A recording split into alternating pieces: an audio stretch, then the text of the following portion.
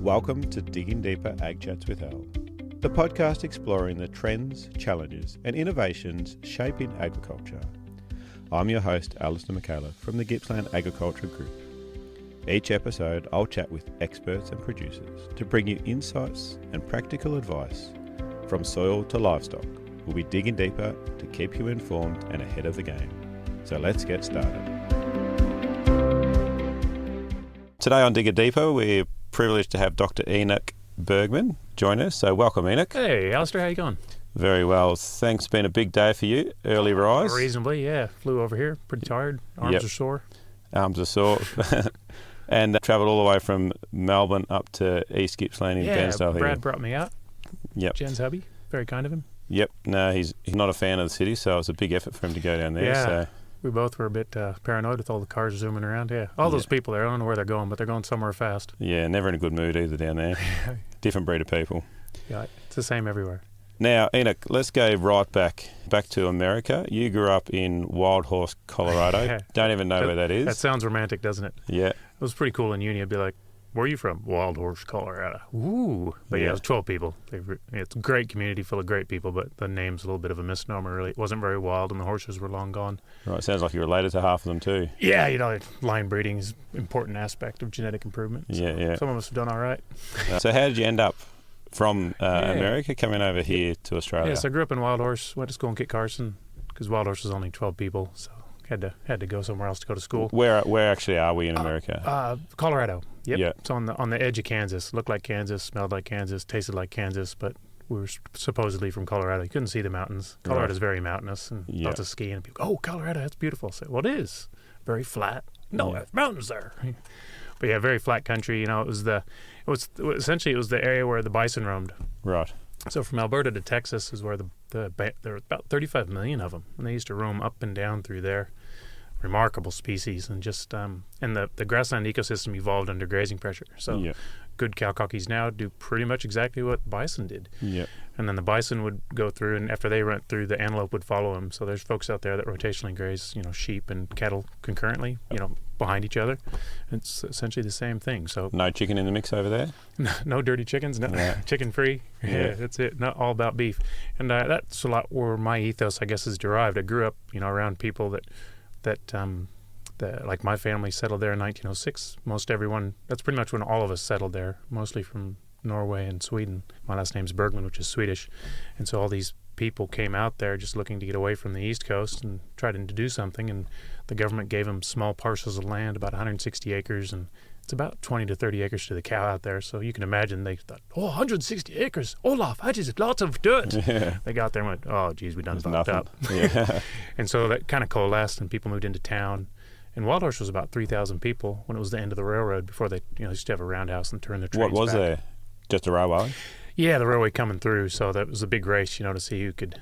Because when those companies put the railway in, the government gave them X amount of sections, which is 640 acres of land for every mile of track they laid, and that's why it was the big race. So you had coming from the Union Pacific, and I'm not sure the actual railways, but they met in Utah. It was a big race, and whoever laid the most track got the most land. Yeah, right. And so they'd set up a town where the railway ended, and so all these little towns developed out in this area that was just flatter than hell and nothing but wind. So no trees. Like just the tallest things built on the railway. Yeah, essentially the railway was the conduit for the colonization of the West and hooking up California and the rest of it. And that country out there, there's really nothing much taller than 6 inches. 6 inches. So the only thing slowing the wind down was fences, and even those didn't come in till for a while. Yeah, so we all settled in there, and then the WildHorse burned down a couple times, and so it was a little old town. And then I went to school in Carson. There were 7 kids in my class, and everyone's like, Enoch, you're good at school. You should be a vet. So, I went to uni, and then in the U.S. you got to get an undergrad degree, and then you go to vet school. It takes about 8 years to get a vet degree in the U.S. because we're a bit slower. It's only 5 years here. Not quite as bright in the U.S. So. But I got into vet school and graduated and started my own business. Obviously wildly successful because I ended up here a couple of years later.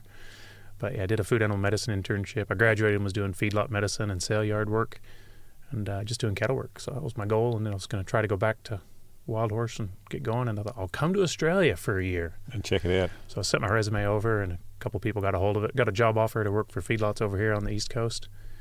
And got an offer from Esperance. And the guy just described the town as this magnificent beach oasis and about 35,000 cows. And I thought, well, yeah, that's okay. That'll be okay for a year. So flew pretty much straight to Esperance and got to preg testing cows straight away and trying to get to 1 million before I die. I'm right around 700,000 rectums so far. And right. Yeah, and closing in. Yeah, just landed there, and after a year, they said, "Can you stick around?" I said, "Oh, never really wanted to work for anybody for a living, but if you let me buy in, I'll stay here till I'm dead." So they let me buy in, and then I met Jamie, and we got 4 kids. And I was going to say, you must have met a girl there somewhere. Yeah, as you do. And got a bunch of cows and got some dogs, and even got a goat. Oh, can you keep it in? I asked my fencing contractor, I said, well, what kind of fencing's best for a goat? He says, well, build the best one you think you can, take a bucket of water and throw it at the fence. If the water goes through it, so will the goat. Yeah, they go wherever they want. That's it. So you practiced in the States for a bit? Yeah, for a couple of years. And I did a food animal medicine internship, so I went back to uni and taught vet students cattle medicine, which was great. Right. That was awesome. And that's a lot of my passion. Like, I've got a YouTube channel that's based on educating vet students. And just showing them kind of what I do, because they come down for a week or 2 at a time, but they might be there during preg testing season, or they might be there during calving season, or AI or bull testing, but they miss out on other bits. Yep.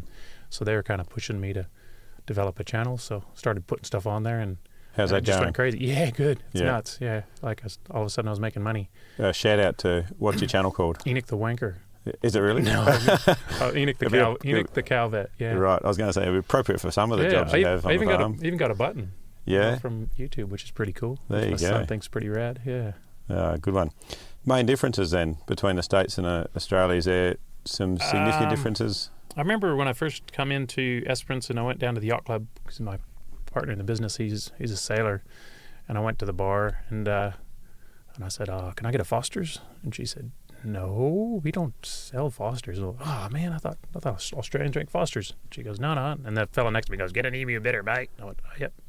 Can I have an emu bitter? And she says, stubby or tinny. And I went, I want the big can. Because have you ever seen the cans in America? No. In America, Australian beer comes in these freaking huge 1 liter cans. It's just ridiculous. Right. And they make us Australians think that all Australians drink out of these great big cans and ride bull buggies and...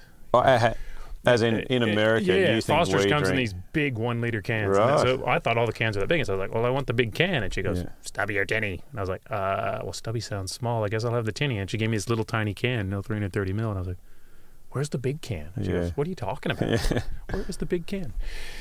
So that surprised me that you guys drink the same size cans as us. I always had in my mind that you drank big cans. But what was surprising to me was I was expecting what I'd seen on National Geographic and Crocodile Dundee, red dirt and bull buggies and stuff like that, and got down there and it's intensive agriculture. And you guys are doing some real cutting edge. Esperance you guys are awesome here. Yeah.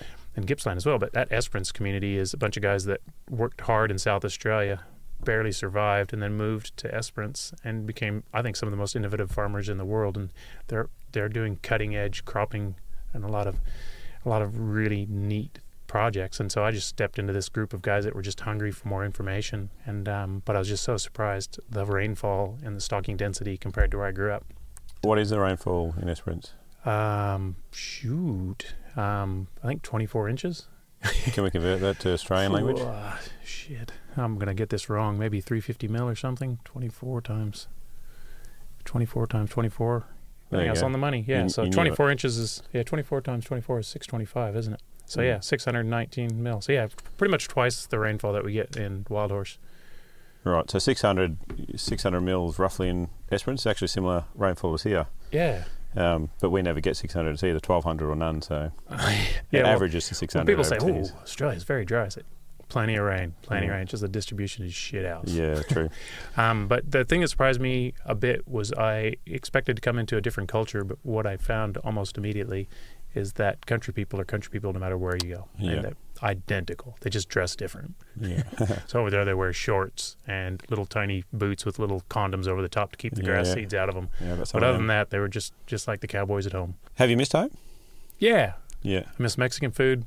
I miss the easy access to guns. That sounds totally redneck, but it is crazy how restrictive WA is with their gun licenses. I miss big pickups. I've got a really small willy, so I did eventually buy a Dodge. But I miss my family, and I'm sad that my mum's grandchildren all live over here, which is a little bit unfortunate. Do you get back to States much? Probably about every 4 years or so. Right, so not that often. Yeah, not enough probably. Yeah. Too busy chasing cows. Yeah. Well, let's talk about cows. Your experience over with Swan's veterinary practice, is that the one you bought into originally? Veterinary Services, yep. So essentially David and Nicole got a hold of my resume, hired me over email, so sight unseen. I flew straight to Perth, got in a bus, came to Esperance. And 12 months you were part of the business? After a year, they wanted me to stick around longer, so I said, look, I'll stick. If you let me buy in, I'll stay here till I'm dead. And I think 6 months later, they let me buy in, Yeah, right. So about a year and a half. Yep. So what is your most rewarding part of working in a practice over there like that? I just love working with cattle people.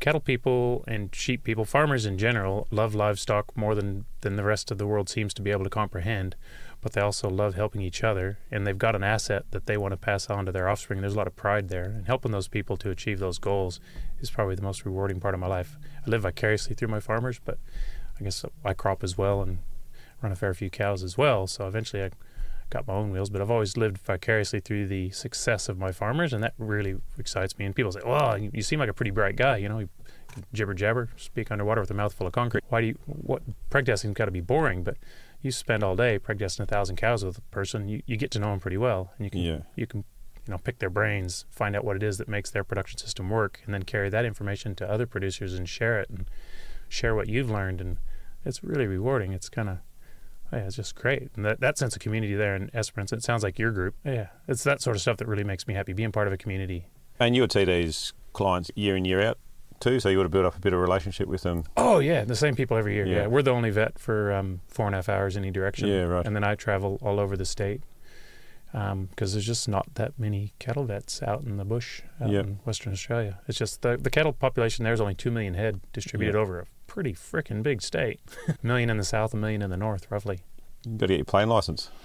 Yeah. I'm pretty bad at driving a car. I'm more worried about I'd be on the plane. Yeah, less planes up in the sky. You'll be right. I think I've rolled 2 utes and hit a tree a third time. Yeah. So really? Trying to get better about it. See. Now, one thing that you have been looking into once you've been over here is BVDV, which is more commonly known here as Pesty or Pesty Virus. Yep. Tell us, why is this such an issue, and what got you sort of hooked into this? Well, I'll give you the background with me on it. Really interesting disease in uni. It's the method of the epidemiology of BVD is really fascinating, and so it's quite obvious once you kind of get to know it that it has coexisted with cattle for a really long time. It's what you call host adapted, like the bees and flowers, except that BVD is a pain in the ass rather than something that's going to help you propagate. So the way BVD works is if a carrier, which is a persistently infected animal, meets an animal that's never seen BVD before, that animal will get sick, and it will get over it, and its immune system will be compromised for up to a couple of months. And then it'll get over it. So if it gets a concurrent disease exposure, like at a feedlot, it could be BRD. If it's a calf, it could be pink eye, it could be scours, et cetera, et cetera. It'll exacerbate the other syndrome from that exposure. But the other thing that it does is causes reproductive effects. So if an animal gets exposed prior to joining, it replicates in the ovaries and can cause ovarian dysfunction, so production of a good follicle, maintenance of a good CL, corpus luteum to maintain the pregnancy. So it can interfere with pregnancy rate or conception rates. If they get exposed in the first 30 days or so, it usually causes early embryonic death, so the embryo will just resorb and go away. So like, for instance, if you introduced a PI bull, a carrier bull, to a group of naive heifers, what it would probably do is inseminate them, they'd fall pregnant, and then they would contract BVD, lose that one, cycle back, now they're immune. And so it would just disrupt the calving pattern, which comes at a cost, which we'll talk about a lot in my talks, or I talk about a lot in my talks. If it's between, and there's a really crazy part, if it's between day 30 and about 120, if the virus crosses the placenta, so cows are really unique in that the calf is hiding from the mother's immune system throughout its entire pregnancy. So cow's placenta has got like the oxygen and the nutrients are transferred across, but the mother's antibodies don't mix. The blood of the mother and the calf don't mix, unlike us as humans. So we're born with our mother's immunity. Calves and lambs, they don't have any immunity when they're born because they're isolated from their own mother's immune system. So if BVD can cross that placenta, it'll get in there in that little calf, and the mother's immune system can't do anything about it. And if it happens between 1 to 4 months, at around 4 months, the calf goes through the self-recognition phase where it essentially the thymus, which is up in the neck of the calf, sorts out every cell in the calf's body and catalogs it as self.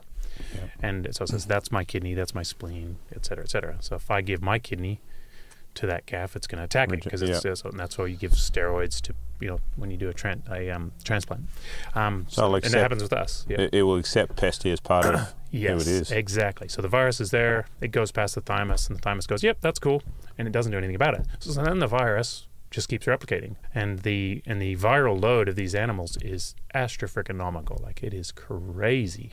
So is that when you see the real clinical signs in a young calf? You'll get there in a second. So then, going back in the progression of the disease, there's also a window of 3.5 to 5 months when you get congenital defects, and they're pretty interesting. So you get calves with no cerebellum, so they're kind of all wobbly. They can't seem to figure out how to walk properly. You get calves that are blind or have small eyes, calves with a short bottom jaw, brachiognathism, arthrogryposis, which is like crooked little legs that are all contracted.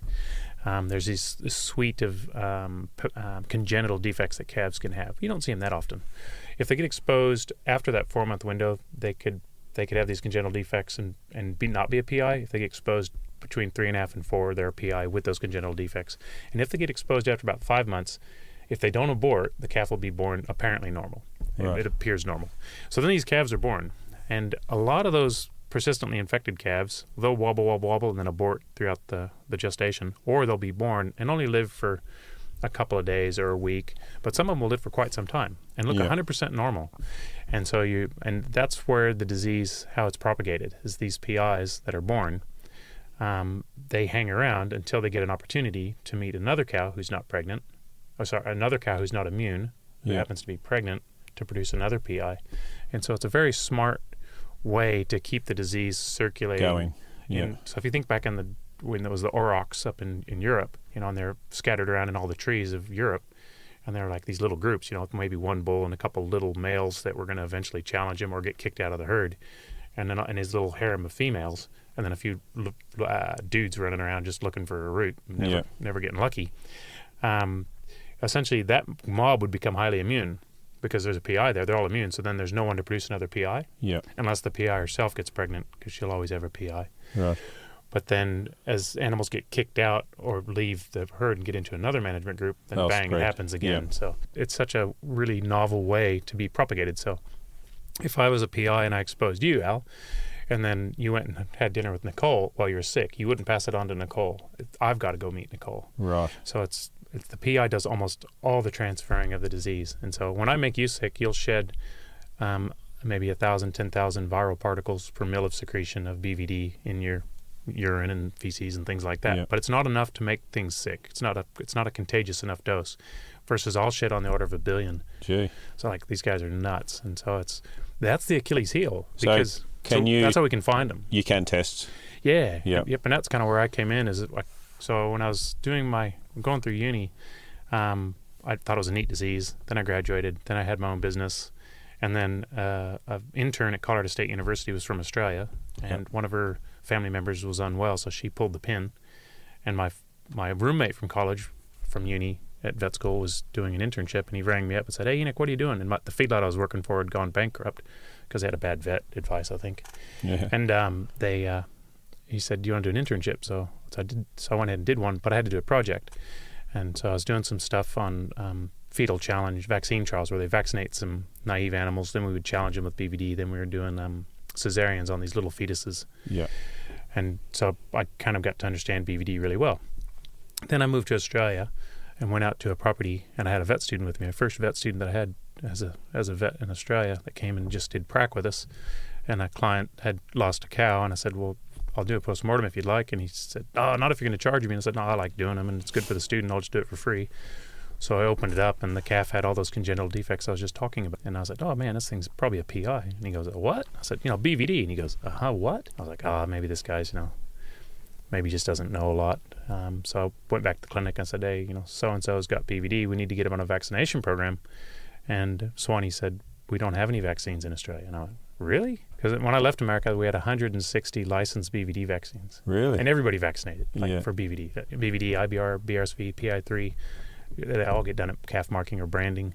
They all get done at weaning. Feedlots pay premiums for calves that are vaccinated. Everyone's well aware of BVD and those other pathogens, and those vaccines are cheap and they're widely available, maybe almost too much. But in Australia, there weren't any vaccines up until shortly before I got here.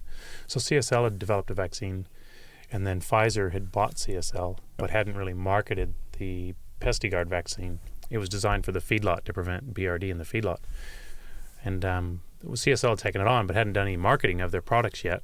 All they knew is that none of the Pesty was selling except in Esperance and in Roma, Queensland.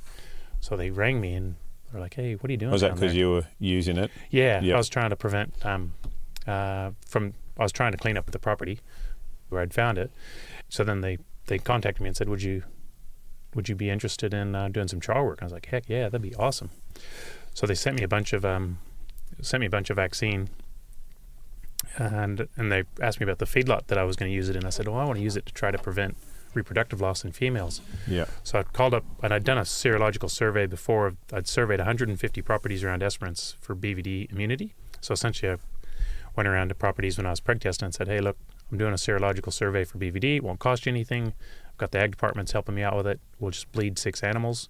And what we're going to ask them is, have you ever met a PI? Did you have any antibodies to BVD?" We also looked for lepto, neospora, and bovine herpes virus, and swabbed for Vibrio. And so people are like, "Oh, heck yeah, sure, free testing, why not?" Yeah. And so we found out that 75% of the properties in Esperance had exposure, which is very similar to the stuff done by St. George here in Australia back in the 60s. So 90% of Australian farms had evidence of exposure to BVD. So it's endemic. And the reason it's endemic is because no one is really doing anything about it. They're just living with it. And so there was a fair bit of complacency, and it had gotten to a stage where it had gotten even worse than complacency. It was almost like amnesia. No one even knew what the disease was much anymore. So I got a hold of Pfizer. They gave me some vaccine. So we ran a vaccine trial. And what we did is we just randomized the ear tags, and I vaccinated some, and I didn't vaccinate the others, and then we let them get joined on different properties. And then at preg test, we tracked the results, and it was pretty cool. On 6 out of 8 properties, we saw an improvement, and the average... The entire data set, it was a 16% improvement in conception rates. So we monstered it. That's massive. You go, whoa! But like I say to guys, look, if you're getting 90% on your heifers and you vaccinate, you're not going to get 106%. If you looked at the data set, there were a couple of properties where obviously 2 things had happened. One is there were some naive heifers exposed to a PI either during joining or prior to joining or shortly after joining. And that's the key with BVDs. You got to have animals without immunity meet a PI at the wrong time. So if you can either provide immunity or prevent the PI, or both, then you're laughing. So so after all that was happening, I was trying to get things happening. The vaccine's pretty bloody good, but it's not good enough to actually stop the progression of disease unless you can find and get rid of these PIs. So I was really pushing hard trying to get someone to do ear notch testing. So to diagnose the carriers, these PIs, because they have so much virus, it's really easy to find them. Their tests are highly accurate, like 100% sensitive. And overseas, they're using ear notch tissue, so just a little snippet of ear, and there's so much virus in that tissue that. So why not bloods? Oh, well, because the blood test, one, it takes a specialist to collect it. Yeah. 2, transport is kind of a little bit hard, but it still would be fine. But most importantly, if you're testing a young animal, the maternal antibodies from the colostrum will interfere with this particular assay. So the assay that we're running, that's quite cheap, that's highly sensitive, meaning doesn't miss positives on ear notch tissue, is an antigen capture ELISA. So essentially, I take an ear notch from someone, we soak it in buffer, we then take some of that solution, 50 microliters, put it into a well of a plate. There's a plate with 96 wells on it, and inside that well antibody is coated on the inside of that plate. We put the sample in there, we put another conjugate antibody on that, and what will happen is the antibody in the plate, the antigen, the virus, PI, the BVD virus, ER and S region will stick to that antibody. Yeah. Then the conjugate antibody will stick to that, and then we put a TMB solution in there that sticks to that, and then we put a solution in to stop it, and we read the color change.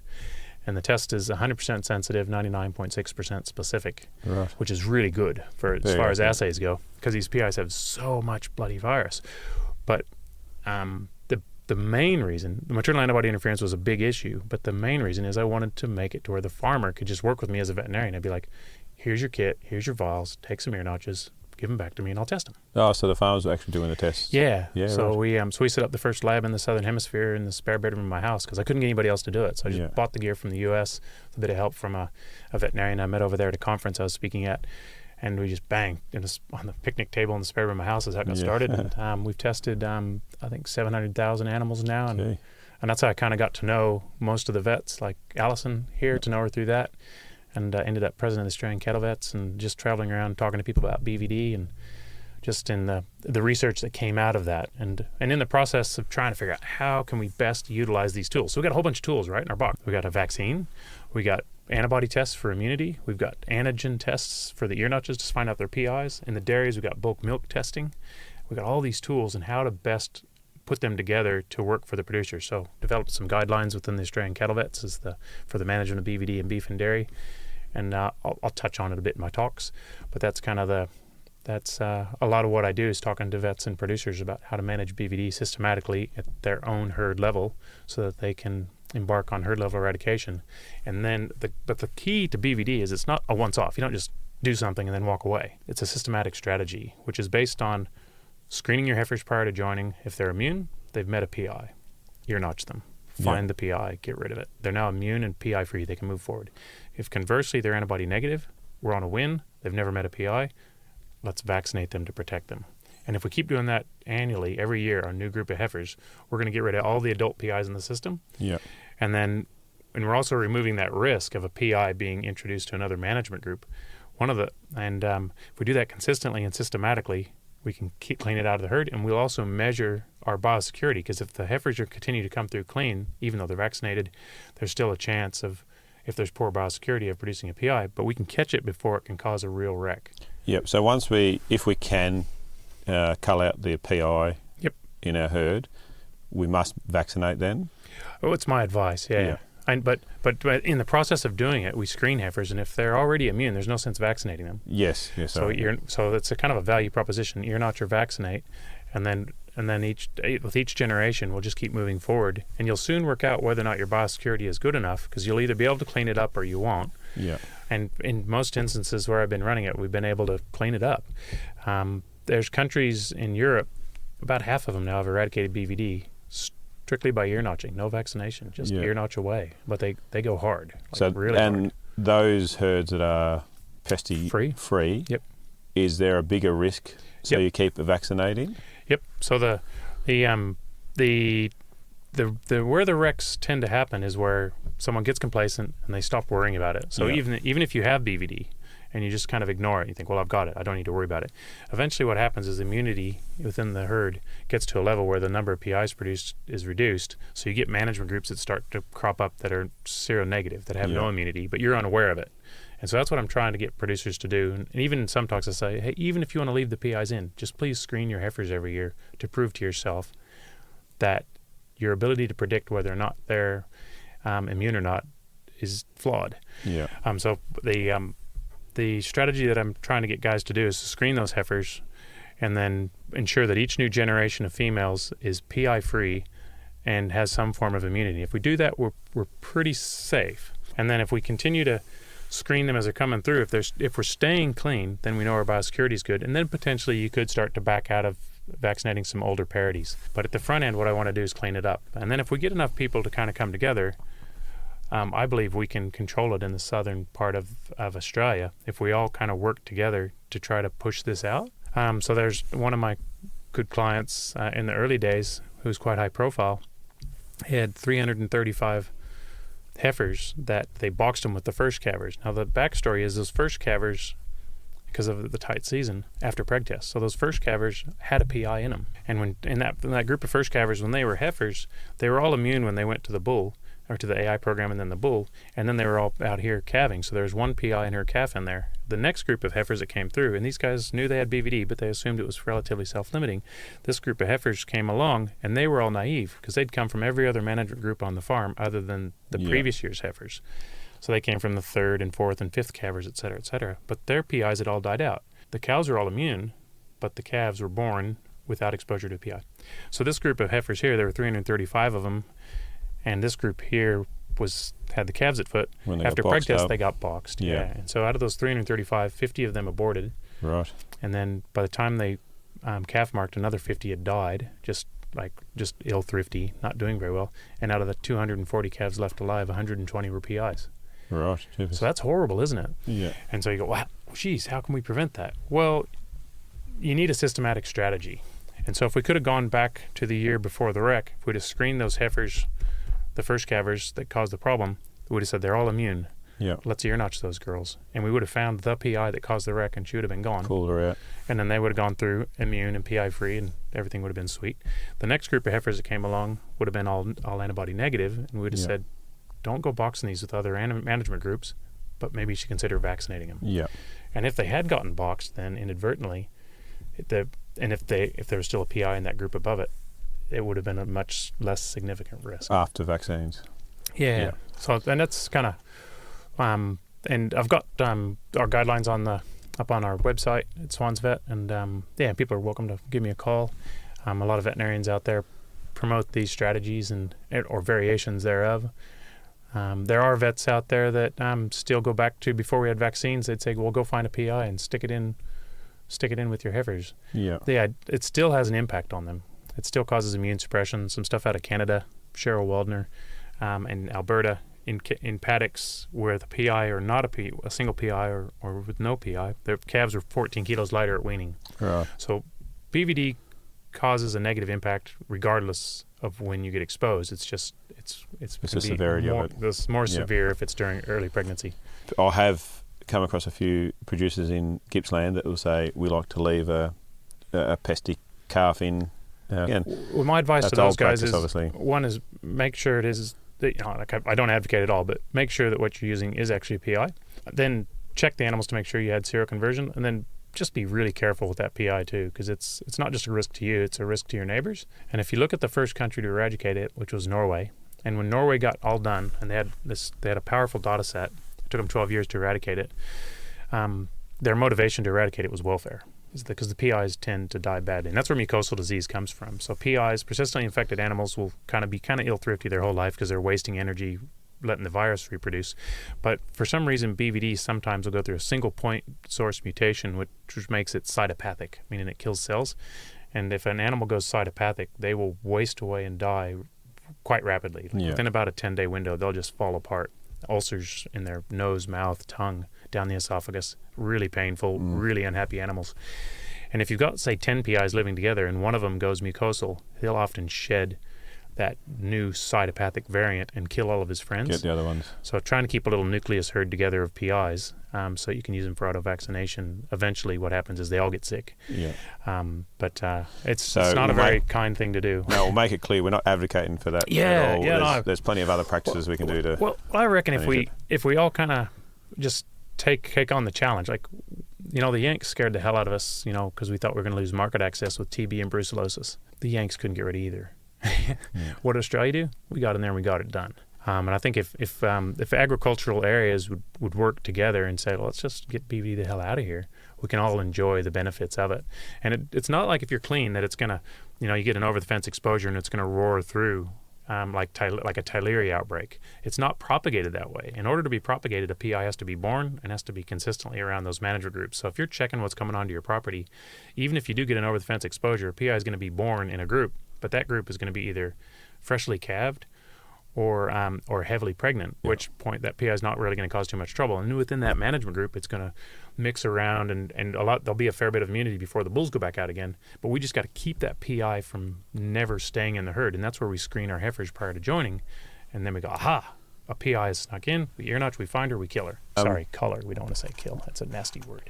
That's the truth, I guess. Costs. We always want to know costs. Cost of BVD? No. Oh, cost of ear notching? We'll talk about cost of ear notching and then it's probably around $10 or $12. Yeah. Yep. Depends on the volume that you do through our lab. So most of the vets, and we've got, I think, a couple hundred vet clinics on our books. They send us ear notches. The veterinarian makes a tiny bit out of it. It's around that $10 to $12 an ear notch. Yep, so not a huge expense. No. And that's the value proposition. Like you got vaccinate or ear notch, and the vaccine's about $10. The ear notch is about $10. Why spend $20? Don't ear notch and vaccinate. Just do whichever one makes sense. Yep, and then have you worked out a fiscal figure if you leave that in your herd over? Oh, well, there's plenty of quotes from around so if you look at the New Zealand or the Norwegian data, before and after, it was 96 kilos of milk. Right. They halved abortions, 2.2 times higher incidence of abortion. They reduced mastitis by 7%, and they're able to get their cows in calf 14 days earlier. So if you look at all those metrics, I think 96 kilos of milk is $40. What the mastitis 7%, all those costs. There's another cool study done by Bill Hessman. This is just at the feedlot. So they had, it was Cattle Empire trial. They had 22,000 head going into a feedlot, and they ear-notched everything on arrival. Then they went back the very next day and removed the PIs from 2/3 of the feedlot. And then they compared all the data on these 22,000 heads, a big study, pens with a PI, pens without a PI, pens that exposed over the fence to the pen with a PI, pens where they removed the PI, and pens next to a pen where they removed the PI. And the difference between a pen with no exposure within the pen or over the fence compared to the pens with a PI or adjacent to a PI was $67.49 per fed animal at closeout. That's a whole pen. 86 PIs caused 880 grand's worth of cost. $67.49 per fed animal. Yep. Well, there's your margin. That's nuts. Yeah, that is just insane. Yeah.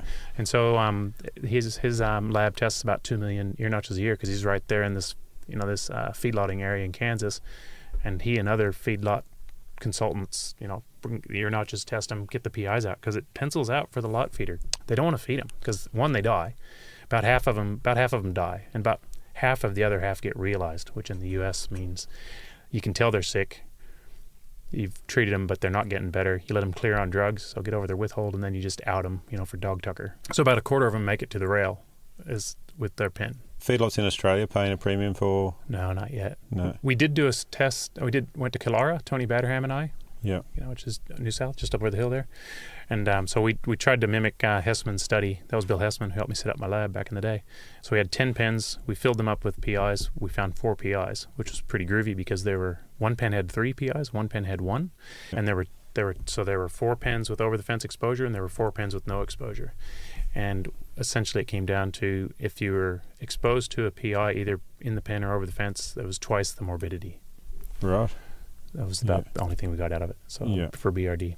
Yeah. Yeah. And this goes back to yard weaning too, which I want to catch up with you about a bit because I'm pretty passionate about yard weaning. Every farm in Australia, except for very small farms, is essentially a whole bunch of farms together. Each management group is essentially its own little subunit. And we know the calves that are the weakest immunologically, and that's the ones out of the heifers because the mothers haven't seen a lot of things. So they don't have as much colostrum and it's not as much patched around. And when we wean those calves and we push them together in a low-stress environment, what we're doing is we're preparing them immunologically for the feedlot. Versus if you chuck them together, and let's say the heifers have a PI in it and these others don't, and maybe there's some IBR, and maybe there's some BRSV, and maybe there's some pink eye, maybe there's some ringworm. You take all this stuff and smoosh them together and then throw them on a truck and then send them to a sale yard where they get run through the yards, et cetera, a bit more stressed. Then they go to the feedlot.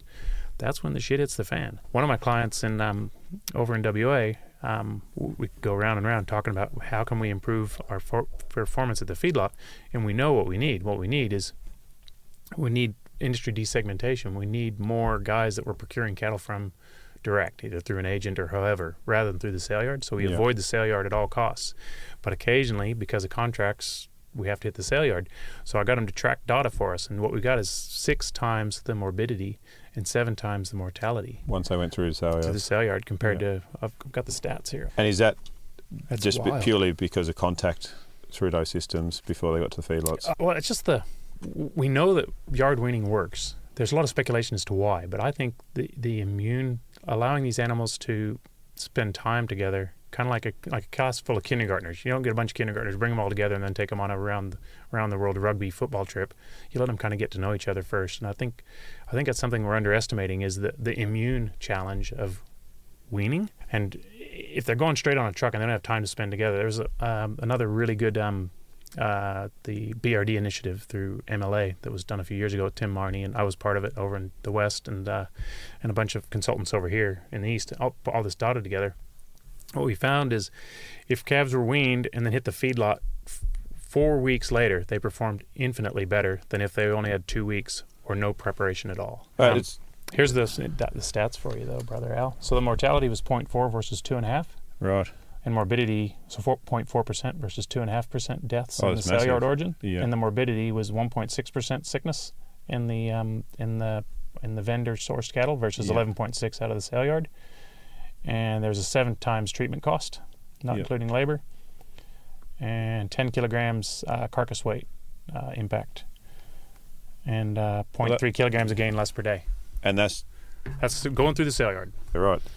But but I think BVD's in there a lot of the time. I sound like a silver bullet salesman. Hey, get rid of BVD, you'll get rid of everything. Your wife will love you more. Your dog won't bite your leg. But there's a lot of things out there. But it's just one thing we can manage. Do much with sheep over there or not? Our practice does. I don't do that much. What do you think? Yonis. Yep. What do I think about yonis? Yeah, is that a similar type of thing? Like often it can sit under undercurrent and reduce performance, reduce growth rates. Especially in sheep, they can show clinical signs a lot earlier. And then when they do have something that comes through, then that's when it really hits the fan, is because that's been sitting under. Yeah, and they're it just weakens them, because essentially yonis is it doesn't make them feel bad directly, but indirectly, because they just can't digest anything. Yeah. So it's a malabsorption, maldigestion issue.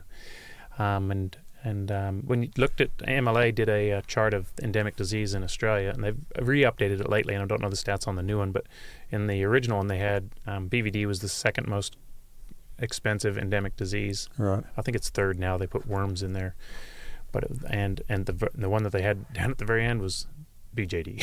Yeah. But the reason we're worried about BJD is because of the tenuous link to Crohn's disease in people, and in cattle, Johne's disease isn't as much of an issue. It's still an impact, But the other thing about what we're talking about, Johne's disease, the tests are shithouse. They're so unbelievably poorly sensitive, versus BVD, the tests are really, really good. We have the tools. Yeah, well, we got some test results back here because we have a lot of sheep come through the property at the research farm here, and we suspected some, so we got some tested, and the results come back, it's possible. Like, what do you mean it's possible?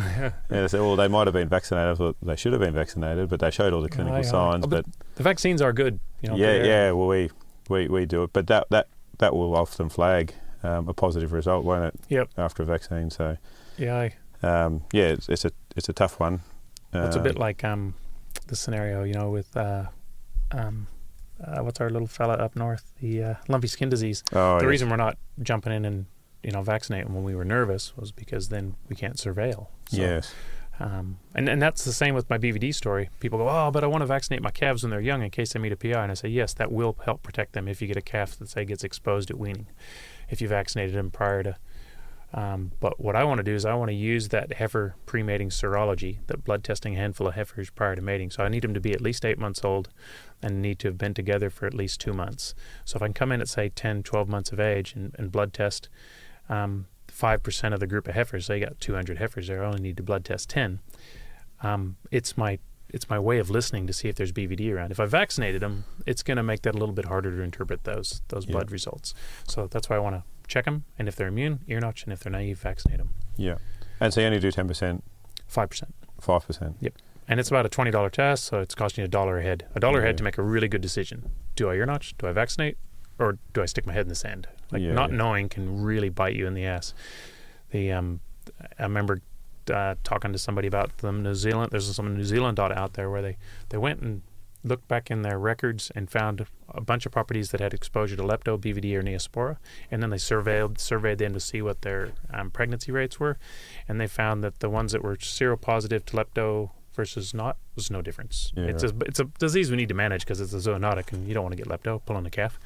Neospora had a tiny bit of difference, but Pesty BVD was I think a 4% difference. And so, but when you looked at it, most of them were pretty normal, and then there were a couple that got smashed. And that's what happens is BVD. It's not so much about am I one of the lucky farms in that spectrum. It's think of this as your farm over 60 years. Yeah. And there's 3 times when you really get your ass handed to you, and can you wear that? And so, in my opinion, it's worth managing systematically to try to prevent those wrecks. Well, that's where we'll press pause on this chat with Dr. Enoch Bergman from Swans Veterinary Services. Enoch has packed so much practical wisdom into this session that we've decided to split the conversation into 2 bite-sized episodes. In part 2, we'll pick things up with a deep dive into yard weaning, early weaning strategies, fixed times AI program, and how to set up heifers for lifelong productivity. Enoch doesn't hold back, and there's gold in every minute. Make sure you follow the podcast so part 2 lands straight into your feed. In the meantime, make sure you share this episode with a mate. Also, if you rate and review on your favourite app, it really helps to keep the mics turned on. And finally, send your questions for Enoch via our socials or emails, and we'll love to tackle some Q&A at the top of part 2.